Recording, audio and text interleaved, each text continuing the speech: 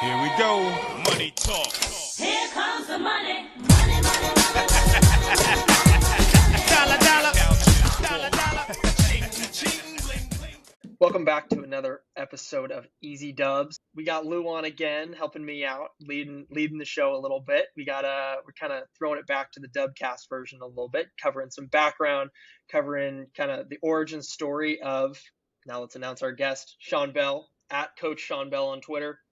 He is a podcast host of his own. He's a creator, content creator. He's got it all going. But we're really excited to kind of hear how he became a capper and what his story is a little bit. Shaun, thanks for coming on. Excited to talk to you. Yeah, absolutely. I'm glad you guys would have me. So, well, if you're listening at home right now, I urge you to go out of Spotify or Apple Music or whatever you're doing and watch on YouTube, because Shaun is sporting, I think, the best beard in the sports media landscape today. So do yourself a favor and check out that majestic beard. Yeah, what's wild is I just cut 3 inches off of it today too. Wow. That's impressive. I don't think I could get to that, level if I had 40 years to work with. Oh, no. Lou keeps it clean. Yeah. For sure. I mean, I've barely got the little mustache going. There's nothing here. It's a little too patchy for my liking. When you do the profession that I did prior to this capper life for 10 plus years, and you deal with kids all the time, it just happens. So you need some more stress in your life is what I'll say, and then it'll help. It's a perfect segue, actually, Shaun. I don't know that we had that planned out, but we love to kind of open these shows, at least when I'm on board, just getting to know you. And your story is probably one of the cooler ones you can come across in this wacky world of sports media and sports handicappers. So for the folks at home who aren't familiar with your story, why don't we just start maybe at the start and how you came to be this content creator we know and love, who's doing a million different cool things on Twitter, Discord, and otherwise. Yeah. So, first, never in a million years did I think I would be doing anything like this to begin with. This was never like, if you were asking me when I was like a little kid, when your teacher asks you like, what are you going to be when you grow up? Like, never in my mind would I say, I'm going to be a professional sports gambler. Like, that never came across my mind one time. Never would I say I'd be creating content. When I was a kid, this is going to show my age. I mean, if I would have said I'm gonna be big on Twitter, like, that wasn't a thing. Like, social media wasn't a thing when I was a kid. MySpace was like the first big thing, and Zanga, that was the first big thing that came out. So, and we weren't capping on Zanga and MySpace. We were just trying to pick our top 8. So that's kind of where I never expected this. For all my professional career, I guess you could say, I've been coaching football and been a teacher and an athletic director for over 10 years, and that's kind of like. That's where I thought my life was going to be. Like, that was it. There was nothing else I was going to go. I was going to be doing the daily grind of training these kids, teaching them, and doing stuff like that. I've got quite the background in that. I played ball my whole life, from the high school to collegiate level, which, I mean, I played, at Middle Tennessee State University. We just beat the University of Miami this week. We're holding it down. We got paid $1.5 million to beat Miami. And they averaged 1.6 yards that game. So that made me feel great. Coach Stock holding it down for us. He's not watching, I guarantee it. But, hey, I still love him. Are they in the Fun Belt? Are they in the so we're in conference. We're in conference. We used to be in Sun Belt. We're in Conference USA now. Okay. We open up conference play. Yeah, we opened up conference play this Friday, which is terrible. So we are terrible at having people come to our games at Middle Tennessee. Our attendance is awful. We have one of the hottest high school football scenes in the country here in Rutherford County. We have high school games that'll outsell any collegiate game in Middle Tennessee easy. And they're deciding to do their first conference game in Middle Tennessee in this season. They're hyping it up to be a blackout game and everything against UTSA, which is one of the biggest ones in Conference USA. And it's on a Friday night, which I promise you there's 2 or 3 high schools down the road that'll have 10,000 plus people at them, and it'll flatline any momentum they had. So, that's my claim to fame with being a true blue Raider, true blue. But no, so I got into coaching after that. It kind of runs in my bloodline. My grandfather worked for the University of Alabama. I'm originally from Alabama. I haven't lived there in over 20 years, but I'm originally from there. My grandfather worked there. He worked with Bear. And so I had an easy way in, I guess we'll say. If I wanted to be a collegiate coach, I had a way in by dropping a name. Not because I'm some high prolific coach with this big name. It was just my name carried weight through the history of that. And it helped tremendously through a lot of career facets for me. My wife, I had a job lined up at NC State. My wife decided I was literally in line to get on the plane. I think I was like B12 or something like that with Southwest. I'm about to get on the plane. My phone rings. My wife just dropped me off, of all people, too. My phone rings, and she says, hey, I don't want to do this. And I'm like, dang, we just got married. You trying to divorce me already? Like, that was in my mind. She goes, no. I want to be with you. I can't do this grind. So then my mind is like, well, I'm going home. We need to refigure out things. I called NC State. I told them I couldn't take the job right now. I needed to figure out my life. And that was what my whole collegiate, everything was based around that. That was what my mind was doing. But people don't realize how hard assistant football coach at college level is from a grind perspective, from a travel perspective, from a crunching tape till 2 a.m. in the season, in the off season, being on the road all the time. There's no off season. There's an off season by title on media that you'll see on your TV, like, oh, we're in the off season, and everybody just thinks, even at the high school level, everybody just thinks the off season's like, all right, these guys don't do nothing anymore. Not the case. I work more in the off season, even at the high school level, than I do in season.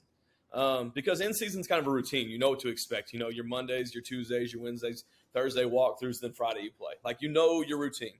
Off season is kind of like you just got to go you're flying by the seat of your pants, and you're just kind of figuring it out as you go. People don't understand that grind, and it makes it difficult. But anyways, not to harp too much on that, but my wife said no, and I decided that I still want to be involved in this, so I decided to be a coach, teacher. Started off doing that. Then I finally got promoted to the high school level, and I finally got promoted to the athletic director level at high school, and I was a head coach in high school. So it's some cool stuff behind that story. But in December of 2021, my whole life changed. Now, I've always kind of dabbled, since it's been legal anyways. I mean, obviously there's things that you can do outside of that, but ever since it's been fully legal in Tennessee with like sports books and stuff like that, I started dabbling a little bit and playing around in the sports books, you know, $5 here, $5 there, waiting for a promotion. Who can give me some free money today? I would do stuff like the normal, average, everyday Joe does. I mean, I'd go sit at a bar with some buddies, and that's what we would do. And December of 2021, where I actually was at the same B-Dubs today, Buffalo Wild Wings. We walked out, and it was funny. I told them I had to leave because I was coming to this podcast interview, and like, well, maybe today's the day we hit again. I was like, maybe. But we were sitting there at the table, and I'm very big at looking into things. I don't know if y'all want me to go into this slip that changed my life. Tell us life. about the flip that changed your life. Yeah. You're Take it over, dude. Cruising. Coaching, you got your AD job, normal life in little old Tennessee. December 2021. Action. Yeah. So December 2021, my whole life changed. I know that sounds wild to say because it's gambling, but it did. I was very big in the NBA. I'm actually not like a diehard NBA fan. I'm very casual. I love watching basketball, but I'm not like some avid like viewer and listener that's like going out there and like going crazy on it. Now I am now, but what happened is we're sitting there, and I got this random alert that was like it was like a list. It was like a 50-person list. And I'm like, I don't know why I got this alert, but it was like everyone that was going to be out for COVID or could be on COVID protocol. And I'm like, well, heck, I'm going to get in here. I'm going to look and see what I can find, see what I like. So I took a 4-leg parlay. That's it. Just 4 legs. I put $15 on this. It was Justin Holiday, Blake Griffin, Daniel Theis, or Theis, however you say it, and Landry Shamet. I think the biggest ones were Justin Holiday and Daniel Thies. It was like plus 1020 and plus 1260. The others were like plus 590 and plus 420. I put $15 on that, and they were all starting that night because of COVID. They never start. They never play a lot of minutes. They're kind of just like rotational guys that you throw in the mix. I'm like, you know what? I'll see what happens. I'll throw it on there. What's the worst thing happen? I'm out $15. I can't go get beers tomorrow with the boys. That just is what it is. So I did it, and everything had covered. The last game that came on was 8 o'clock. It was the Suns versus the Wizards. I'll never forget. I'm watching on the couch. Like, I've never, like, when the first three hit, like, I wasn't watching at all when the first three. Like, when Holiday, Griffin, and Daniel Theis or whatever, when they hit, I was like, oh, that's cool. But when that Wizards game and Suns game, I was like, oh, wait a minute, I'm going to watch.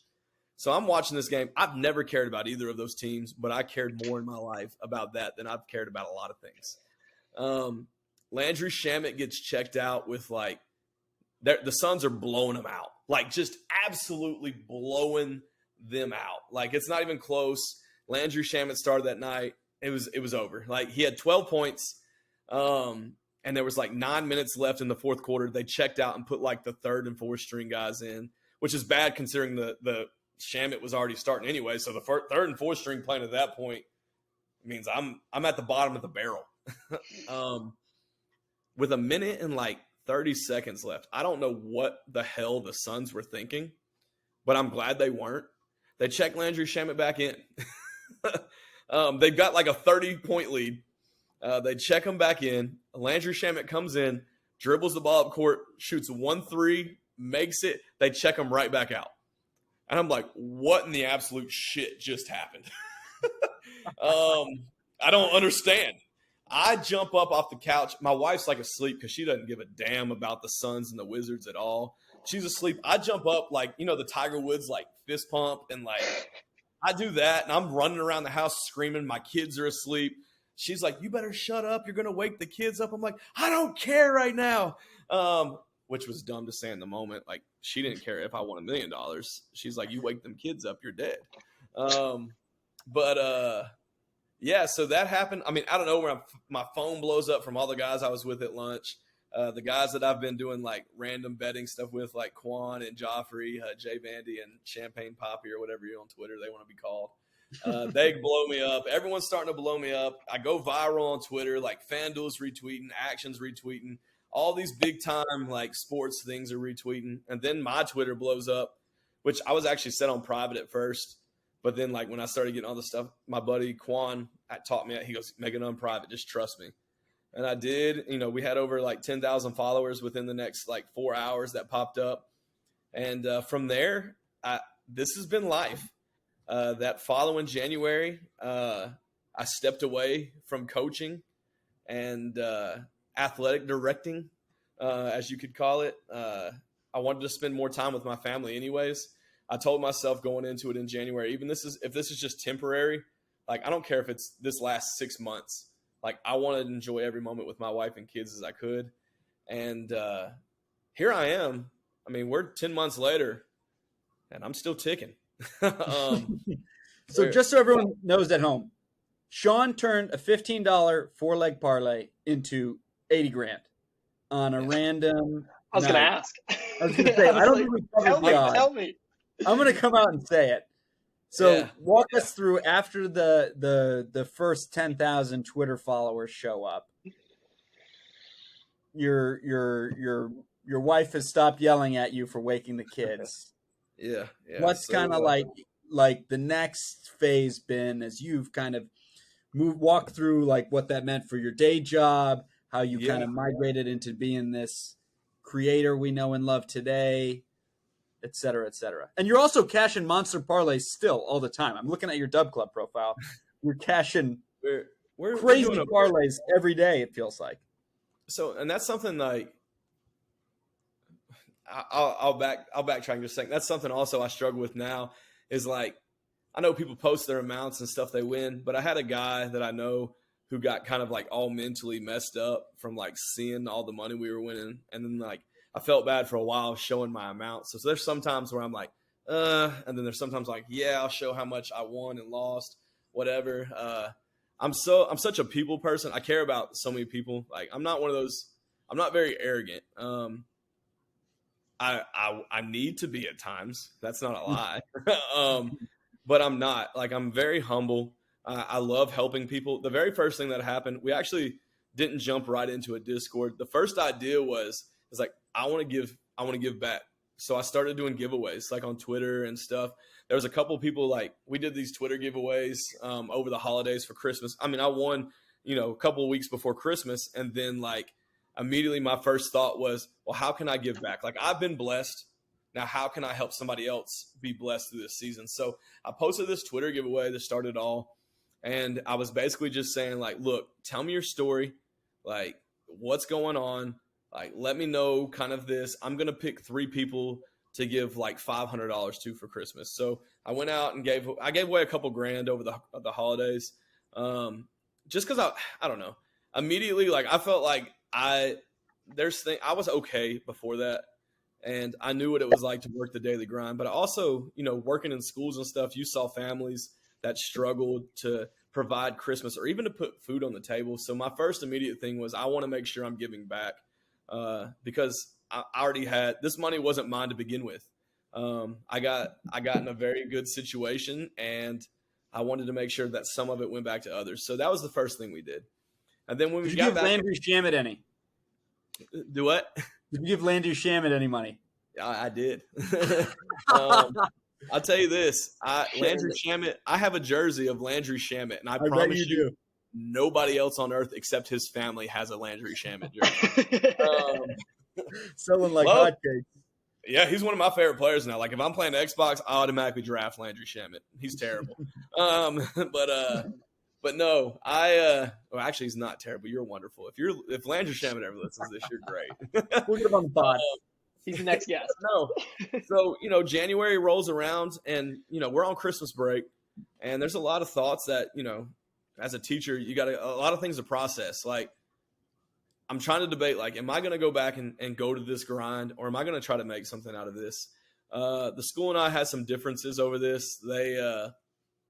I'm not going to really elaborate into that too much. They just didn't like the fact that I blew up viral on gambling Twitter, and there's nothing.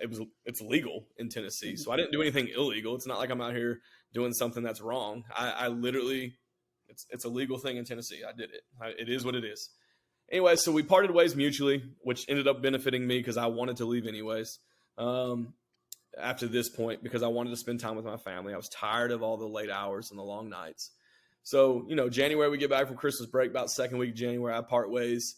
And then me, my buddy Jay Vandy, and Champagne Poppy Quan, I hate calling him Champagne Poppy, by the way. It makes me feel some type of way. So if I say Quan, just anybody listening, if I say Quan, that's Champagne Poppy, and I don't want to say Champagne Poppy again. I'm not trying to call him Poppy at all. We're up to 5 now times calling him Champagne Poppy. Yeah, I hate it. And he loves it because like we'll be sitting together and I'll be like, oh, there's Champagne Poppy. And then like, no, that's not happening. But the 3 of us kind of got together and, we saw some successful cappers on Twitter. This was right before capping really had blown up major like it is now. I think a lot of capping has based off of this. I mean, we were following people. I mean, shout out to guys like, Measy and El Cap. We've got to talk to those guys a couple times. I have nothing but respect for those guys because, I mean, they did the same thing. They put in the work and they got there, and now they're like, they're literally verified on Twitter. Like they're that big. But like, guys like that said, these are the processes you have to go through. My buddy Jay Vandy ended up meeting somebody that said, look, capitalize while you're hot. And we were very hot, very, very hot at that time. I mean, I'm talking about, we were turning, 50 to 100 grand tickets almost weekly. Like that's how it was going crazy. And that happens. It's a storm in gambling. Like you go through these storms and, it's a roller coaster ride and you enjoy it. So we did that. And then we started a Discord, having no knowledge of Discord, no knowledge of how really capping worked, no knowledge of anything. So not only are we learning those processes, we're still trying to learn how to do this as a living as well. we all said from the jump that we're going to give it through May to the end of NBA season. And then when June hits, like we'll figure out who wants to continue doing this, who wants to stop. And then for the summer for baseball, we'll make it free because none of us were experts at baseball at the time. So we kind of rode with that. And then, June rolls around. And of course, I'm hitting baseball tickets like a crazy man all summer because I've made the Discord free. I've now done this, but our Discord was booming. We had over 2,000 people in there. I mean, things were going smooth. And then over the summer, of course, you meet new people. I met you guys over at Dub Club. We were transitioning from a different platform. And we decided, let's try something new. Well, I decided, let's try something new. I'm pretty much the guy that runs everything behind scenes. We got another guy that kind of helps us mod and stuff like that inside the actual Discord. But I'm the guy that runs all the, now it was Jay Vandy was a big part of it at first. And then when he stepped away from it, dude's got so many other things going on. He doesn't have time to really do this. But when I took over, it was one of those things to where it's I want to try something different. We've been doing it through this platform. I still want to keep the Discord alive because that's where I feel like we got our start at. But I want to go through a different, platform of pay scale and things like that. And that's when I came across you guys at Dub Club. There was another guy, Alpha Dog Bets. I think that's who his name is. He kind of messaged me a few times and was kind of talking to me about the pros and cons of Dub Club. I don't know him personally, but he kind of eased me, to head y'all's way. But no, so ever since then, we've been trying this out with you guys. And as far as communication, all that stuff goes, it's wonderful. I'm not trying to shamelessly plug Dub Club right now. Come on, that's why you're on the show. Please do. Come on now. But no, We'll participate. and I'm sorry if I'm talking so much. No, this is the That's what it's about. Yeah, but no, you guys have been great to us so far. I have no complaints there. But something that is very important to me and maybe somebody that's watching this isn't signed up through Dub Club or isn't. It's very easy, very simple. I can tell you from past experiences through dealing with other things and other platforms. It's just a click away from signing up and canceling. It's not hard. Other things, there's an email process where you got to email people and then get this link and then do this and then follow this. It's very simple, very easy. Not just for me, but for other cappers that use Dub Club or anybody that's thinking about using Dub Club. I highly recommend it. No complaints here thus far. Depending how the podcast goes. Yeah, I'm debating right now. He's got the flow going. It's making me kind of jealous over there, so I got to stop. But yeah, no, everything's going great right now. So that's kind of my story, the slip that changed my life, and where I'm at now. I mean, this is still what I do. Don't get it wrong. There are many good days and bad days in this industry, as there is any industry. It doesn't matter what it is. But also it's very fun. It's life-changing for me. It's given me the opportunity to actually be a father and a husband more on a full-time basis as well. But it's also one of those things where I've met so many cool people through this. You guys, a lot of the people that are in our Discord and our community of Dub Club, even the other cappers on Twitter. I've met so many cool people, been blessed with so many opportunities. Like BetQL and BetMGM. I do a lot of advertising and stuff for them right now. Actually, I have something as soon as we get off here that I've got to start doing some content creation for them. But it's something that I never in my wildest dreams did I think I would be doing. My dad often makes fun of me. He goes, "Well, that's not exactly what you planned when you went to college for so many years." I said, "No, it is not."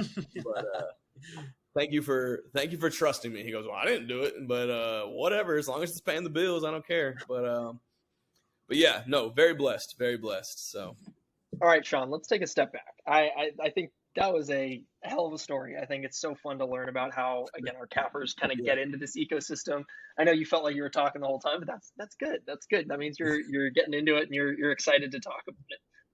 I'd love to, again, take a step back and talk a little bit about coaching and basically how, again, because coaching is as much of a grind as anything, right? I mean, you're spending those late hours, like you said, and you're working daily to, especially with, high school kids and stuff, it's not easy a lot of times.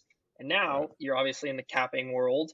So how has your, the coaching grind and kind of your background in coaching helped you kind of help propel you forward in terms of how you've, been able to, again, become so successful with capping? Right. Um, it's very similar, honestly. And people may find that as a surprise. And then after I explain it, it's not going to be too surprising. From being a teacher, my job was to educate. My job was to show you how to get from step one to step two, step A to step B. My job was to teach you along the lines of how to get to the end game. So capping's a lot the same. Capping's a lot like the same as teaching. I'm educating when I'm breaking down analytics, but also when I'm walking people through. I try to be as detail oriented as possible when I'm explaining it to people, but I also try to explain it like I'm explaining it to one of my students. Because let's face it, not all of us have master's degrees. Not all of us have high school degrees. Everybody that's doing this is from different backgrounds, different scenarios, different whatever. So you kind of have to come in this industry, and it's almost like you're starting from scratch.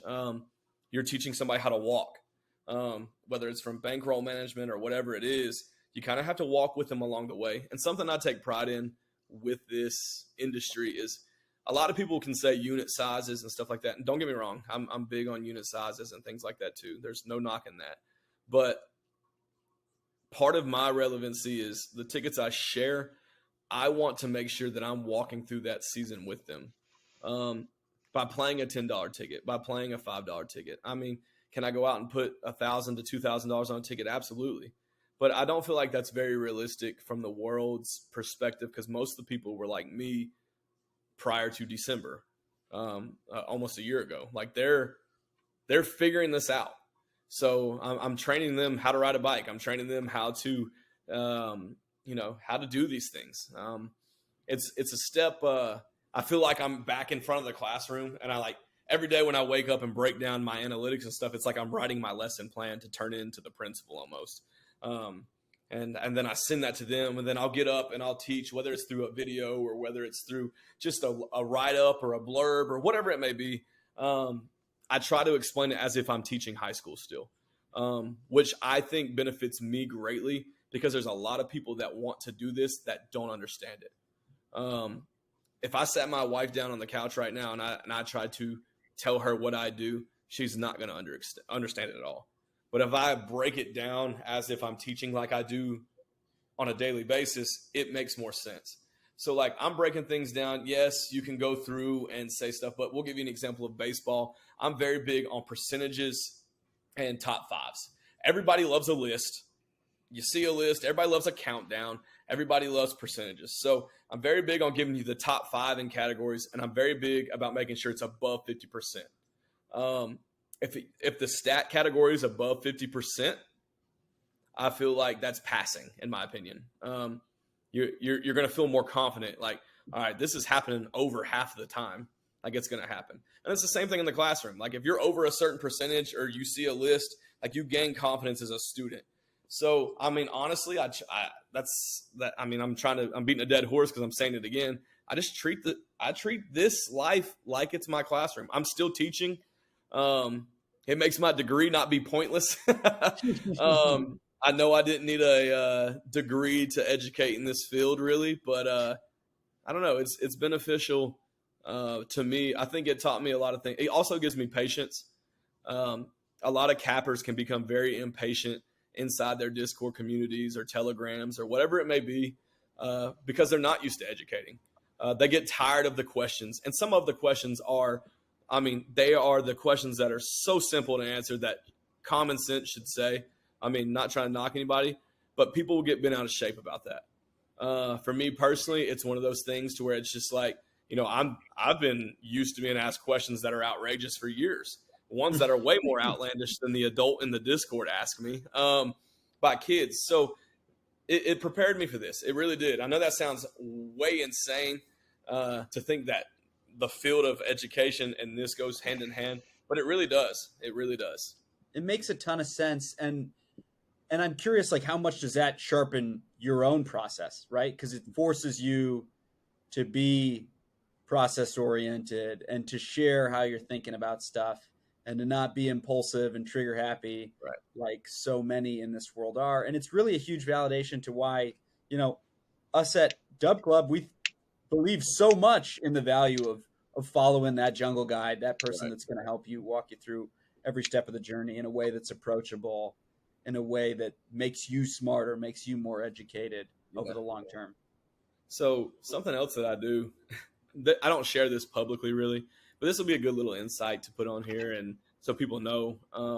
Outside of Quan and Joffrey, or Jay Vandy and Quan, whatever you want to call him, they're two of my good friends. I've known them for a while. I knew them before this, so this isn't just like people I met on the internet and hey, we're friends now. Like I've known them for a while, but all my tickets I actually grade, like it's a grade book.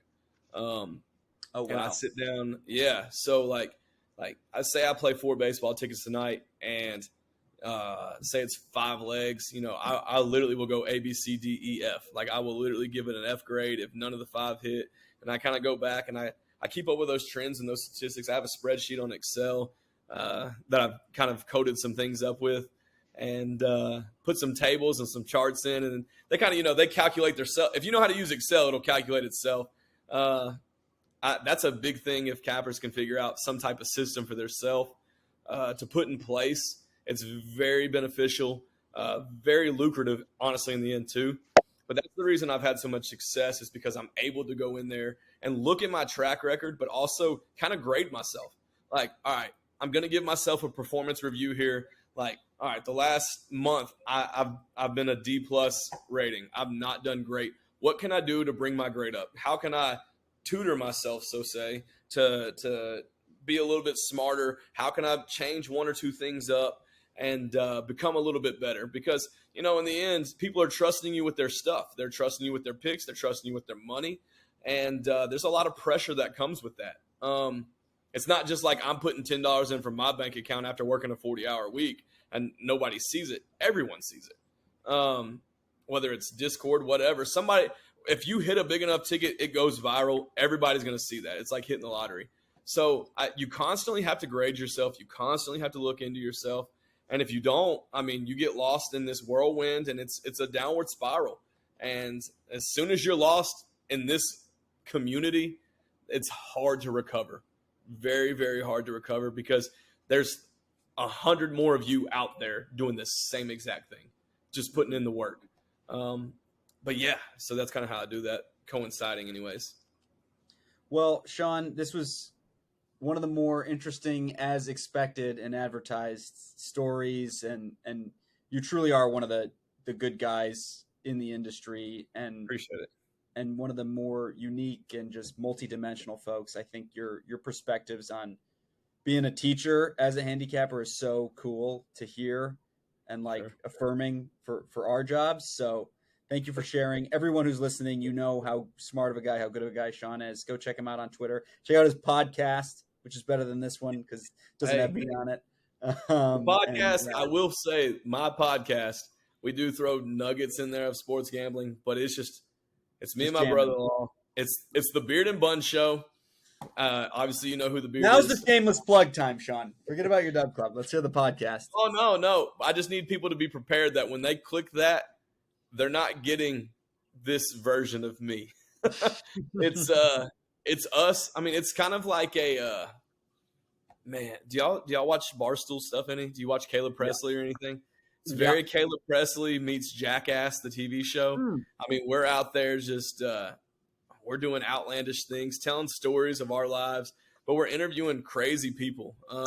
We've got a few sponsors on there as well, and a few partnerships with some bigger companies. But it's one of those things that we're trying to grow and just have fun with. And honestly, my brother-in-law, when we went into this, the main goal was literally for us just to build our relationship up and get closer as brothers. And then it kind of got some attention. So it seems to be the trending thing with me is I get some attention, and then we just kind of run with it and see where life takes us. So not a bad way to be. Well, I guess. Shaun, you're a rock star. Thank you for doing the show. Absolutely. This was a ton of fun for us. Hopefully fun for you as well. Absolutely.